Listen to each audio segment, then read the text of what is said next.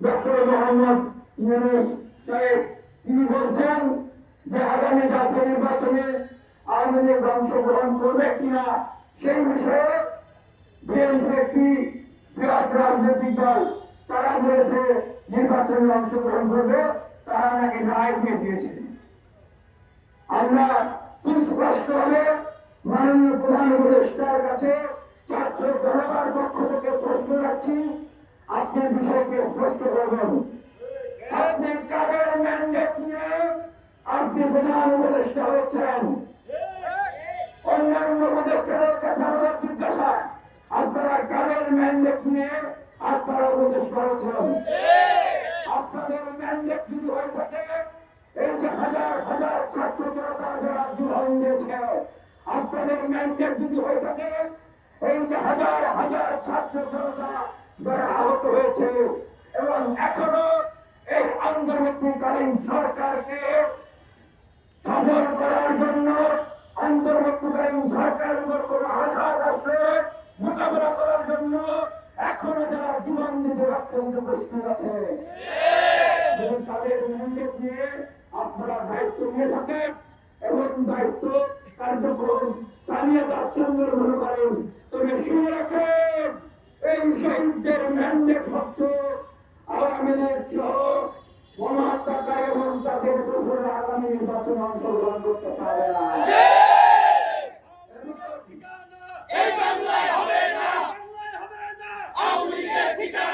এবং এই দুর্নীতিবাজ লুটপাটকারী গণহত্যাকারীদের যারা বিগত নির্বাচনে অংশগ্রহণ করেছে, তারা কোনোভাবে স্বতন্ত্র প্রার্থী হয়েও আগামী নির্বাচনে অংশগ্রহণ করতে পারবে না।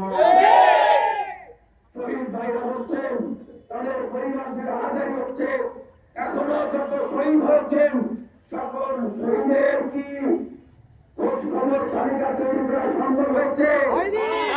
এই যে আবু সাইদ শহীদ হয়েছে, প্রথম শহীদ আবু সাইদের বাবা বলেছেন তার যে হত্যাকারীরা রয়েছে তাদের মাঝে মাত্র 2-3 জনকে গ্রেফতার করা হয়েছে। আবু সাইদের হত্যাকারীদের সবাইকে এখনো গ্রেফতারি করতে পারেনি, বিচার তো অনেক দূরের কথা। এখনো সকল শহীদদের তালিকায় তৈরি করে সম্ভব হয়নি। যারা আহত হয়েছেন এখনো তারা হাসপাতালের বেডে কাটাচ্ছেন, এখনো আমাদের শহীদদের তালিকা দীর্ঘ হচ্ছে, অথচ আমাদেরকে শুনতে হচ্ছে আগামী নির্বাচনে আওয়ামী লীগ ফেরত আসবে। এরকম কথা বলা হয়, আমরা বলবো যে এটি হচ্ছে আওয়ামী লীগকে জামাই আদর করে একটা নিয়মতান্ত্রিক প্রক্রিয়া করে তাদেরকে ফেরত নিয়ে আসার একটা নিয়ম রাখছে না। এমনি ফেরত আসলে তো তারা প্রতিনিধিদের সামলাত সহিংসতা করবে, কিন্তু তাদেরকে জামাই আদর করে ফেরত নিয়ে আসা, যে নির্বাচনে একটা প্রক্রিয়ার ভিতর দিয়ে তাদেরকে বৈধ করে ফেরত নিয়ে আসা একটি চক্রান্ত, আমরা সেটির বিরোধিতা করছি। এবং আমরা বলতে চাই, এই যে উপদেষ্টা নিয়োগ হচ্ছে, এই প্রক্রিয়াটি এখন ছাত্র জনতার জিজ্ঞাসা জানতে চাওয়া কিভাবে এই উপদেষ্টাগুলো নিয়োগ হচ্ছে। তাদের কথা হচ্ছে উপদেষ্টারা তো চুরি করতে যায় না, চুরি করতে গেছে, যেহেতু তারা চুরি করতে যায় না, তারা কারা? তারা আমাদের এই বিপ্লবের ফসল, এই শহীদদের এই আহতদের ফসল বাংলাদেশ নির্মাণের আশা আকাঙ্ক্ষা। তাহলে তারা কিভাবে নিয়োগ হয়েছেন এবং কিভাবে নিয়োগ দেওয়া হচ্ছে, এটি সারা দেশের মানুষের কাছে স্বচ্ছতা, জবাবদিহিতা, সর্বজন ধৈর্য প্রক্রিয়াটা প্রকাশ করলে কোনো সমস্যা আছে? সমস্যা নেই, বরং এটা করা উচিত, এটা করতে হবে। আমরা দেখছি অনেক বিতর্কিত ব্যক্তি তারা এখন উপদেষ্টা হয়ে গেছেন। নাম যদি বলতে চাই, যে মুস্তফা সাহেব, ভারতীয় ক্ষেত্রে আওয়ামী পরিবারের সদস্যরা, তারা তাদের ভাইয়েরা পিতারা আওয়ামী লীগের নেতৃত্ব দিয়েছে, তারা কিভাবে উপদেষ্টা হন? ছাত্র জনতা জিজ্ঞাসা জানতে চায় যে তাদের চেয়ে কি বাংলাদেশে এই গণঅভ্যুত্থান আন্দোলনকারী নেতৃত্ব দানকারী আর কোন দেশপ্রেমিক যোগ্য মানুষ নাই? নাই? আপনাদের কাছে কি মনে হয় আর কোন এই গণঅভ্যুত্থানের প্রেসিডেন্টের বিরুদ্ধে এক মানুষ নাই? আর কোন ব্যবসা বোঝে এরকম মানুষ নাই? সংস্কৃতি বোঝে প্রেসিডেন্টের বিরোধিতা করেছে নির্যাতিত যেরকম মানুষ নাই? তাহলে কেন ফসল আর ভারতীয় এবং শেখ মুজিবকে আপনারা পরিষদে নিয়োগ দিয়েছেন। ছাত্র জনতার জিজ্ঞাসা, এই যে অন্তর্বর্তীকালীন সরকার গঠিত হয়েছে, প্রধান উপদেষ্টা অন্যান্য উপদেষ্টা কি প্রক্রিয়া নিয়োগ হয়েছেন, এই নিয়োগ প্রক্রিয়া কি দেশের মানুষের কাছে উন্মুক্ত করতে হবে এবং এই যে কিছুদিন আগে যারা নিয়োগ পেয়েছেন তাদেরকেও কি প্রক্রিয়া নিয়োগ দেওয়া হয়েছে এখন দেশের মানুষের কাছে প্রকাশ করতে হবে এবং একটি স্বচ্ছ জবাবদিহিতামূলক সর্বজন গ্রহণযোগ্য প্রক্রিয়ার ভিতর দিয়ে প্রতিষ্ঠা দিতে হবে। আমরা বলতে চাই যে বিপ্লবী উপদেষ্টারা রয়েছেন আসিফ মাহমুদ এবং নাহিদ ইসলামের কাছে আমরা জানতে চাই। আসিফ মাহমুদ বলেছেন যে বিভিন্ন দূতাবাস থেকে তাদেরকে আওয়ামী লীগ নিষিদ্ধ করতেছিল, আওয়ামী লীগ নিষিদ্ধ না করার কথা বলা হয়। বড় বড় রাজনৈতিক দলগুলোর জায়গা থেকে বিরতি করা হয়।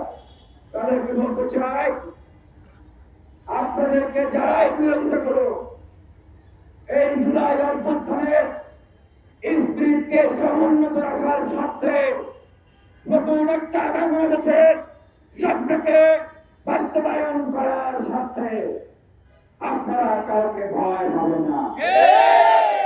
আমরা জিজ্ঞাসা করতে চাই, আপনাদের পিছনে কি কেউ বন্দুক ধরে রেখেছে? আপনারা আমাদেরকে বলবেন, দেশি বিদেশি বাংলাদেশের স্বার্থের বিরুদ্ধে গিয়ে কাজ করে এরকম কোন শক্তি কি আপনাদের পিছনে বন্দুক বা ছুরি ধরে রেখেছে? আসিফ মাহমুদ, নাহিদ ইসলাম, আপনাদের পিছনে যদি বন্দুক ধরে রাখে আমরা জানি আপনারা সেই মৃত্যুর পরোয়া করেন না। আপনারা এই বিতর্কিত উপদেষ্টা পরিষদকে সংস্কার করুন। কি প্রক্রিয়া উপদেষ্টা নিয়োগ হচ্ছে ওগুলোকে পরিষ্কার করুন।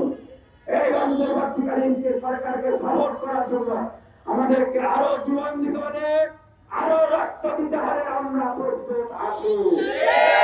আমরা আপনাদেরকে ব্যর্থ হতে দেব না। আমরা বলতে চাই, এই যে অন্তর্বর্তীকালীন সরকারের উপদেষ্টাদেরকে নিয়োগ দেওয়া হচ্ছে, তাদের প্রতি মানুষের যে আশা আকাঙ্ক্ষা, দেখুন সেখানে কেউ কিন্তু বিতর্কিত হতে পারে, বিতর্কিত হতে পারে, তারা তাকে বের করে দিলেন। আমরা অন্তর্বর্তীকালীন সরকার বলতে ব্যবস্থাটাকে কিন্তু বোঝাচ্ছি। বিশেষ করে ব্যক্তি বিতর্কিত হলে তিনি যে আমাদের সকল কিছু তা কিন্তু নয়, বরং এই অন্তর্বর্তীকালীন সরকার ব্যবস্থাটাই হচ্ছে আমাদের, আমরা যদি বুঝাতে চাই সেটি। এবং আরেকটি কথা বলতে চাই, এই যে ফ্যাসিবাদের দোসর জাতীয় পার্টি, আপনারা দেখেছেন তারা সারা বাংলাদেশ থেকে আওয়ামী লীগের লোক ধরে নেই, রায়ের সহযোগিতায় তারা একটা সমাবেশ করতে চেয়েছিল এখানে। এই যে ফ্যাসিবাদ বিরোধী ছাত্র জনতা তাদের সেই চক্রান্তকে নস্যাৎ করে দিয়েছে, তাদের সেই চক্রান্তকে মোকাবিলা করার জন্য সেখানে একটি শান্তিপূর্ণ কর্মসূচি নিয়ে হয়েছিল। সেখানে আমাদের উপর আক্রমণ করা হয়েছে, দেশীয় অস্ত্র দিয়ে হামলা করা হয়েছে, আহত করা হয়েছে। সেখানে এই যে মাইক করা ছিল তার মাইক ভেঙে দেওয়া আছে, তাকে আক্রমণ করা হয়েছে। আপনারা দেখেছেন সেখানে আশেপাশের বিক্ষুব্ধ জনতা ছিল, বিক্ষুব্ধ জনতা যখন দেখেছে যে এই যে তরুণ আন্দোলনকারী প্রবীণরা দেশের জন্য জীবনের পরোয়া না করে নেতৃত্ব দিয়েছে, তাদের উপরে এই সন্ত্রাসীরা আক্রমণ করছে, তখন কিন্তু তারা নেমে এসে প্রতিবাদ করেছে। অথচ এই বাটপাররা বিভিন্ন অ্যাম্বাসিতে গিয়ে আন্তর্জাতিক গোষ্ঠীগুলোর কাছে, আন্তর্জাতিক মহলে তারা যে মেসেজ দিয়েছেন যে আমি নাকি জাতীয় পার্টির কার্যালয়কে আগুন দিয়েছি। এখন বিষয়টি কেমন আছে? গণঅভ্যুত্থানের সময় শেখ হাসিনা গ্রেপ্তারে গিয়ে পৃথিবীতে গিয়ে কান্না করবে, আর তার মেট্রো রেল তার নষ্ট হয়ে গেছে। এদিকে যে হাজার হাজার মানুষের জীবন চলে যাচ্ছে, এটিতে তার কোনো কষ্ট নাই। যারা বুঝে না বুঝে জাতীয় পার্টির পক্ষ নিয়েছেন তাদেরকে বলতে চাই যে আপনারা আগে ঘটনাটা ভালোভাবে জানেন। সেই দিন সেখানে অনেক ছাত্ররা, অনেক শ্রমিকেরা, অনেক জনগণরা সেখানে হাত করেছিল এবং তাদের মেডিকেল সার্টিফিকেট কিন্তু আছে। তাহলে যারা তাদেরকে সন্ত্রাসীরা হত্যা করেছে, আক্রান্ত করেছে, মাথা ফাটিয়েছে, তাদের জন্য আপনাদের দুঃখ হয় না, কষ্ট হয় না? দলের এই লোকদের তাদের যে বিল্ডিং রয়েছে সেই বিল্ডিং এর জন্য আপনাদের আসতে চাই। আমরা চ্যালেঞ্জ করে বলতে পারি জাতীয়তাবাদী একটা নেতা কর্মীর গায়ে সেদিন কোনো রকমের হাত দেওয়া হয় না। তাহলে এই ধরনের মিথ্যা অভিযোগের আমরা তীব্র নিন্দা এবং প্রতিবাদ জানাচ্ছি। সংগ্রামী উপস্থিতি, আমরা আরো বলতে চাই যে এই প্রশাসনে আওয়ামী লীগের যে প্রেতাত্মারা এখনো ভর করে আছে বিভিন্ন জায়গায়, শেখ হাসিনার রুহানির সন্তানেরা এখনো রয়েছে। এই যে গোলাম রব্বানীর ভাই গোলাম রহমান, তাকে ট্রান্সফার করে দেওয়া হয়েছে কোথায়?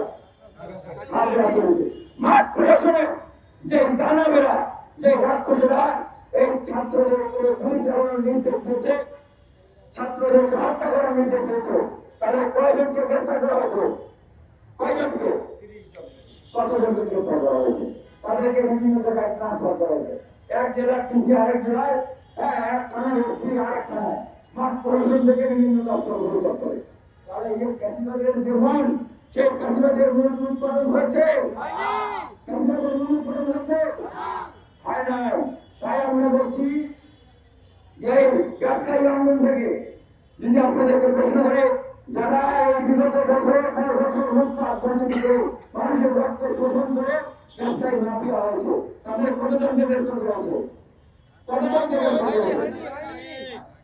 হ্যাঁ, তাহলে এই যে যৌথ বাহিনী অভিযান চালালো, এরকম কতজন দুর্নীতিবাদ, আমরা কতজন দুর্নীতিবাদ ব্যবসায়ী, কতজন সন্ত্রাসীকে গ্রেফতার করছে? মানে মনে হচ্ছে দেশে মনে হয় দুর্নীতিবাদ নাই, দেশে কোনো সন্ত্রাস নাই, দেশে কোনো লুটপাট নাই। এই যে আওয়ামী লীগের 350 এমপি ছিল, মন্ত্রী ছিল, এই কতজন মন্ত্রী আর কতজন এমপিকে গ্রেফতার করা হয়েছে বলে? কতজন? এই যে মাফিয়া উপজেলা পরিষদের চেয়ারম্যান সহ আছে, তাদের কতজনকে গ্রেফতার করা হয়েছে? আমরা তো দেখছি ভাগ করে গুলি করেছে, হত্যা করেছে, তাদের বিষয়গুলো আসছে। কিন্তু যারা এগুলোর ভাগটা ভাঙছিল, ভাগ পর্যায়ে যে গুলি করে হত্যা করেছে, তার যদি একবার ফাঁসি হয়, তারা যারা মাস্টার মাইন্ড ছিল, আওয়ামী লীগ জাতীয় পার্টি ছিল, তাদের দেশের বিরোধী, তাদেরকে সকলবারের বেশি করে ফাঁসি হওয়ার কথা। বরং আমরা দেখছি তারা ডিভিশন পায়। কারাগারে কিভাবে এই গণহত্যাকারীরা ডিভিশন পায়? কারা অধিদপ্তরের যিনি প্রধান ডিআইজি, তার কাছে আমাদের প্রশ্ন, আপনাকে দেখেন না, আপনাকে দেখেন না যে বিপ্লবীদেরকে কারাগারে কিভাবে তারা কষ্ট দিয়েছে? আমাকে 7 মাস নিঃসন্দেহ জেলখানায় আমাকে ঠিক মতো খাবার দেয় নাই, জেলখানায় আমাকে একটা ঘন্টার জন্য 10 মিনিট 12 মিনিট দেয়, অন্ধকারে রেখেছি 7-8 মাস আমি দেখতে পারি নাই। আর তারা এখন মানে ভালো মন্দ ছাড়া খাইতে পারে না জেলখানায়। তারা দেখি আবার এরকম এরকম করে মানুষকে হাত মারায়। আবার দেখলাম যে ইনু সাহেব বললেন যে ঠিক আছে আপনারা হাসেন, আপনারা আনন্দ করেন। লজ্জা লজ্জা লজ্জা লজ্জা আমাদের এই গণহত্যাকারীদের ডিভিশন বাতিল করতে হবে, তাদের কোনো সুযোগ সুবিধা দেবো না। আজকে কর্মসূচি থেকে আমরা সুনির্দিষ্টভাবে দাবি জানাচ্ছি, আগামী জাতীয় নির্বাচনে গণহত্যাকারী বেশিবাদী শক্তি আওয়ামী লীগ জাতীয় পার্টি সহ এই রাজনৈতিক দলগুলোকে অংশগ্রহণ করা নিষিদ্ধ করতে হবে।